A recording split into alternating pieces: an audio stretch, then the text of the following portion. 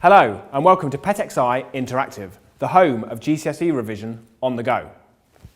In this maths burst, we will be looking at increasing and decreasing an amount by a percentage.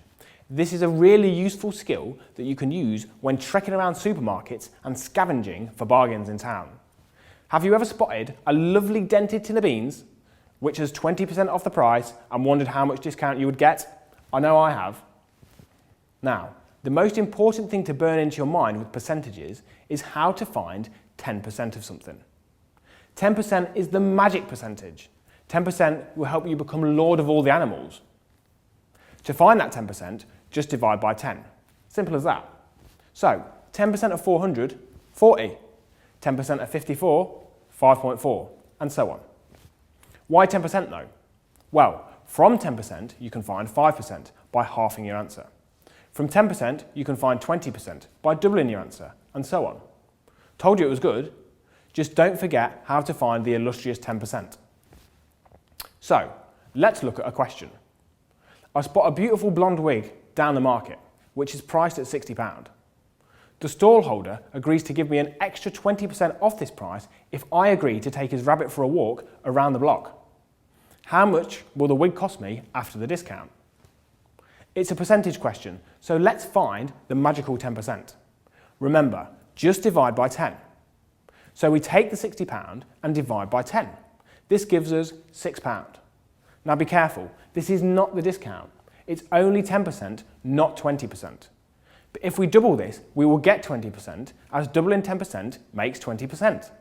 So we can double the £6 and this gives us £12. This is our discount. Now the question wants the new cost, so we need to take this £12 off the original cost of £60. So £60 minus £12 equals £48. This is our answer. Wahey! What about this one? I want to become a basketball player when I'm older, so I have decided to eat lots of spaghetti in an attempt to grow faster. Result, after 2 years of doing this, I have increased in height by 15%. Originally, I was 160 centimetres tall. How tall am I now? So, it's another percentage question. So let's find that 10% to start with. Take the 160 centimetres and divide this by 10 to give us 16 centimetres. But we are after 15%, so we need another 5%.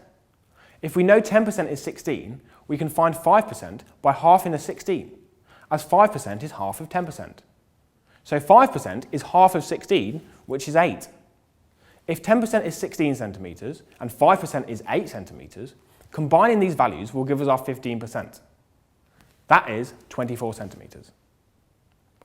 This is our 15%, so now we just add it onto the original height of 160 to make 184 centimetres altogether. Nice work. Brilliant. Just remember that 10% is found by dividing by 10. I hope your happiness with percentages has now increased by at least 30%.